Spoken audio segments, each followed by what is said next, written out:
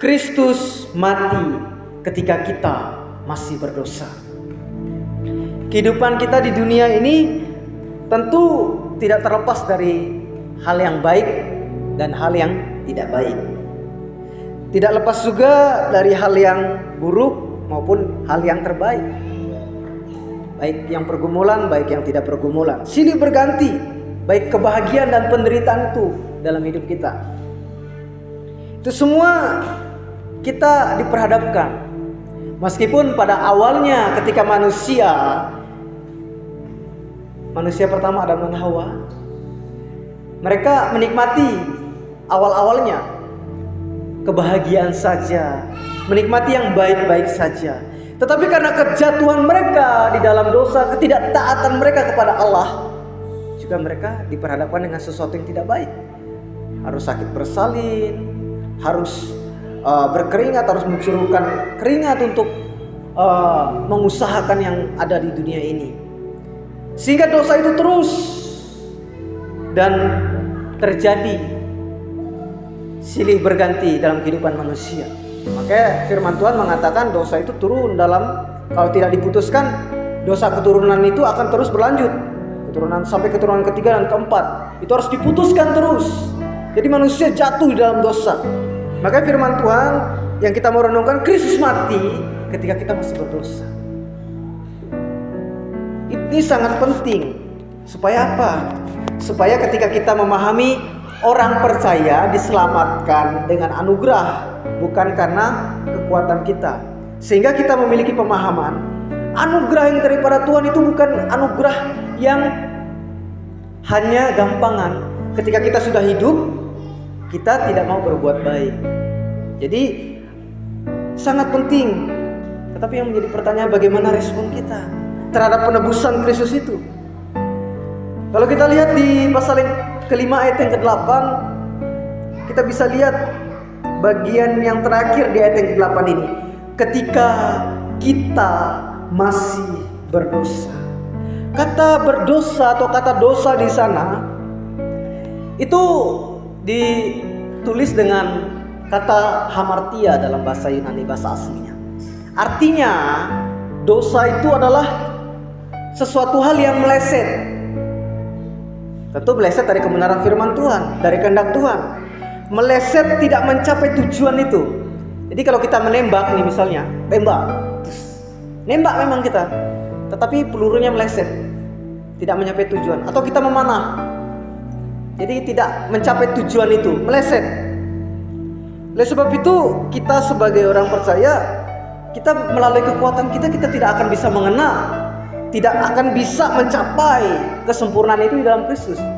Tidak bisa dengan kekuatan kita. Kecuali apa? Ketika Kristus sudah mati. Bagaimana kita mengalami, mengingat, merenungkan perbuatan Tuhan itu. Dia sudah mati untuk kita. Apakah kita hanya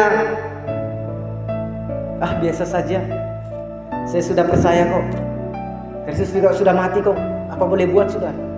Atau kita terus merenungkan, terima kasih Tuhan atas pengorbanan-Mu. Oleh sebab itu kita harus meresponi kebenaran yang ada.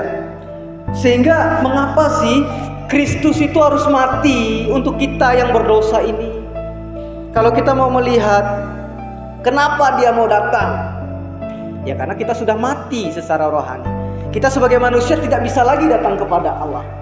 Hanya Kristus, Allah pribadi yang kedua itu, anak yang tunggal itu yang datang kepada kita. Kenapa Dia datang? Karena Dia mengasihi kita. Ayat yang ke-8 bagian yang pertama dikatakan, akan tetapi Allah menunjukkan kasih-Nya kepada kita. Karena Dia menunjukkan kasih-Nya. Kasih Allah begitu besar bagi orang-orang kita yang selayaknya dihukum, selayaknya nanti akan dihukum pada penghukuman yang kekal itu. Kalau kita lihat di ayat yang ke-6, ayat yang ke-7, kalau kita baca yang pelan-pelan ya, karena waktu kita lemah, ingat, kita lemah, Kristus sudah mati. Ingat, lemah itu bukan berarti lesu ketika kita sudah bekerja, bukan. Lemah itu ketika kita di dalam dosa itu. Dan dilanjutkan, untuk kita orang-orang durhaka. Kalau malin kundang durhaka jadi batu. Kita durhaka kepada Tuhan.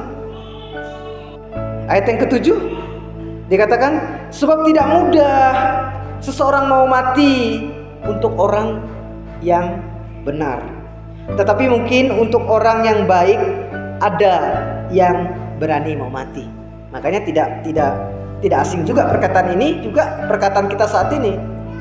Saya akan melakukan apa saja untuk menunjukkan kasih sayang saya terhadapmu. Ada lagu kan, hujan akan dilewati, laut akan diseberangi, gunung akan didaki, tapi pada kenyataannya kehidupan kita sebagai manusia yang berdosa hanya bisa menunjukkan melalui kata-kata saja. Kita tidak bisa untuk melakukan tindakan itu. Tetapi Kristus, Dia mau datang ke dunia dengan hal yang hina. Dia datang dengan kehinaan, Dia mati juga dengan kehinaan. Salib Kristus itu hina, Bapak Ibu, hina sekali pada saat itu. Tetapi sekarang bagi kita, salib Kristus bukan sesuatu yang hina, tetapi suatu kebanggaan tentunya bagi kita. Oleh sebab itu kita harus memahami dengan baik sebagai orang percaya. Firman Tuhan ini menegaskan bagi kita, siapa yang percaya akan mendapatkan apa? Keselamatan itu. Oleh sebab itu, iman sebagai jalan masuk kita kepada Allah. Kalau kita lihat di ayat yang kedua, ditegaskan di sana, oleh Dia adalah Tuhan, kita juga beroleh jalan masuk oleh iman kepada kasih karunia ini. Kasih karunia kita bisa dapat dari siapa? Dari Kristus Yesus. Oleh sebab itu Dia datang ke dunia bukan hanya sekedar berkampanye untuk ayo datanglah ke kerajaanku, tidak, tetapi untuk menyelamatkan kita dengan tanpa satupun kekuatan dari manusia. Oleh sebab itu kita sebagai orang percaya, Rasul Paulus mengingatkan kepada orang-orang yang di Roma. Kemarin saya sudah kasih tahu orang-orang yang di Roma ini menghadapi penganiayaan. Makanya di ayat yang kedua sampai yang kelima, Rasul Paulus ingin menekankan bahwa setiap orang yang percaya harus bermegah dalam pengharapan itu. Kepercayaan mereka terhadap Tuhan itu nggak sia-sia. Coba kalau kita lihat ayat yang kedua, dikatakan bagian B, di dalam kasih karunia ini kita berdiri dan kita bermegah dalam pengharapan akan menerima kemuliaan Allah. Dan di ayat yang ketiga dikatakan, bukan itu saja, bukan hanya bermegah itu, tetapi di ayat yang ketiga dikatakan kita malah bermegah juga dalam kesengsaraan. Bagaimana itu bermegah dalam kesengsaraan ya? Semua orang nggak mau hidup dalam sengsara tentunya.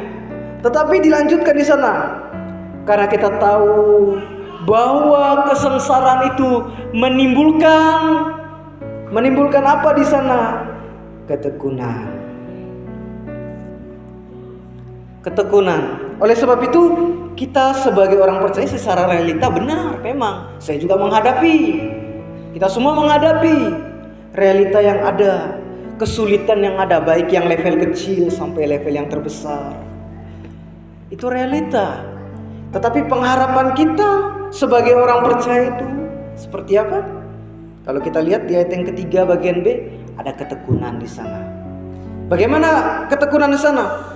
Apakah hanya sekedar ketekunan? Coba kita lihat bahasa aslinya. Dalam terjemahan aslinya, artinya apa? Ketekunan itu adalah semangat yang terus-menerus dilakukan kita orang percaya. Untuk apa? Untuk kita tidak kalah terhadap keadaan yang ada.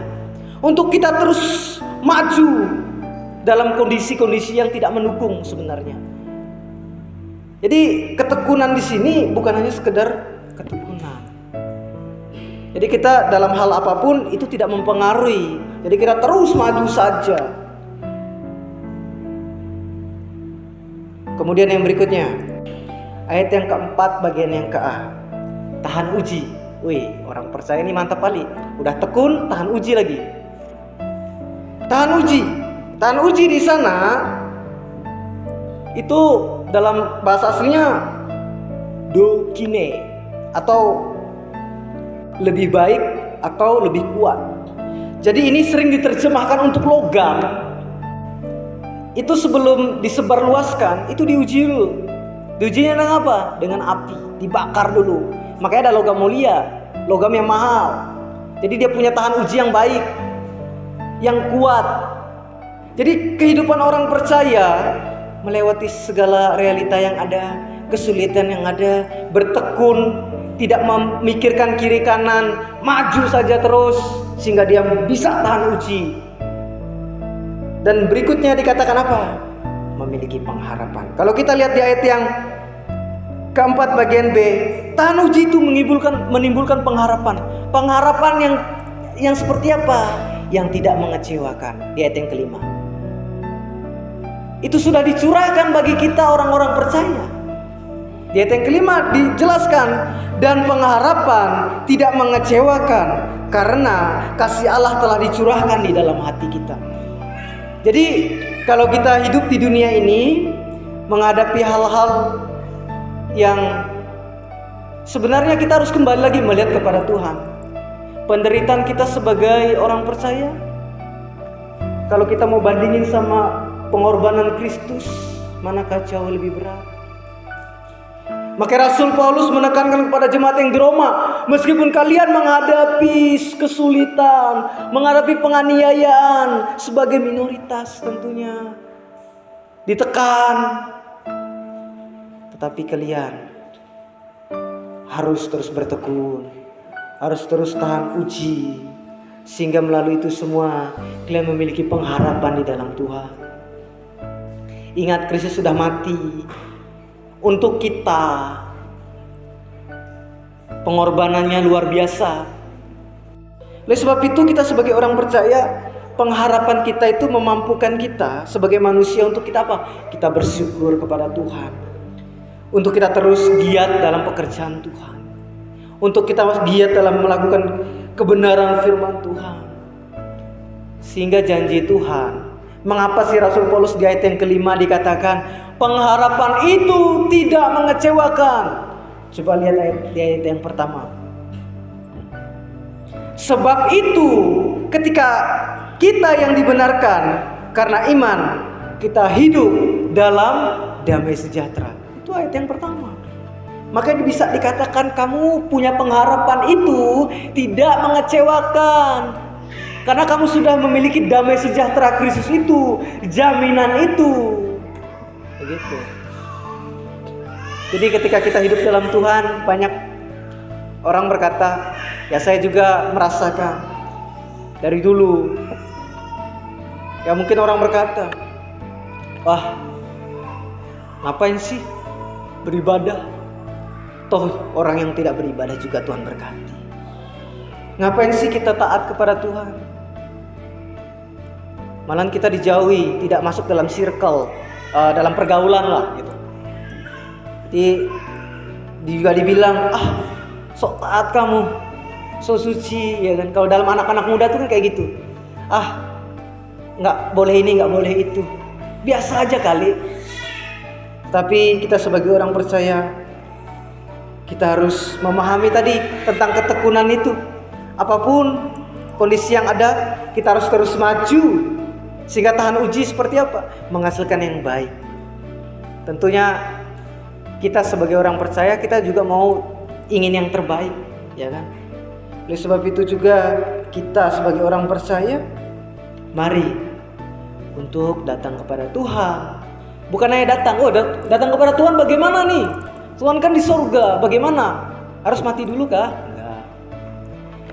Melakukan kebenaran firman-Nya dalam pekerjaan baik itu, respon kita. Jadi ketika orang hidup di dalam kebenaran, contoh gini, kalau orang bilang dirinya benar, pasti dia melakukan hal yang benar, ya kan? Nggak mungkin ketika dia bilang saya benar karena saya mencuri, tentu tidak. Tetapi saya benar karena saya menolong orang lain, itu benar. Sebab itu kita sebagai orang percaya, ketika kita sudah hidup dalam kebenaran, sudah hidup dalam damai sejahtera Tuhan, mari bersama-sama kita belajar untuk mengaplikasikan kebenaran firman Tuhan ini. Tuhan memberikan damai sejahtera itu. Hal-hal yang tidak baik juga mengikuti. Hal-hal bukan berarti ketika kita sudah hidup dalam kebenaran Tuhan, sudah hidup dalam damai sejahtera Tuhan itu, kita tidak pernah mengeluh. Pasti kita akan mengeluh juga. Kita masih manusia, pasti kita mengeluh. Pasti kita juga akan bisa menangis dalam menghadapi realita hidup ini, dalam kesesakan yang kita hadapi. Tetapi ingat penghiburan kita punya pengharapan di dalam Tuhan. Kita punya damai sejahtera yang daripada Tuhan itu. Ingat, jangan pernah berhenti untuk mencari Tuhan. Istirahat boleh, tetapi ingat, jangan pernah berhenti. Istirahat, mungkin kemarin kita bisa berlari bersama Tuhan. Oh, mungkin kita bisa jalan cepatlah kali ini. Atau kita hanya merasa kram kaki ini untuk melangkah, oh ya udah kita melangkah secara pelan saja. Mungkin berat untuk kita berlari, tetapi ingat, mengikut Tuhan jangan pernah berhenti. Kenapa? Karena ada tangan Tuhan yang terus memegang kita, yang terus menolong kita hingga kita ada pada saat ini. Puji nama Tuhan. Demikianlah kebenaran firman Tuhan yang boleh kita dengar, yang boleh kita renungkan bersama-sama.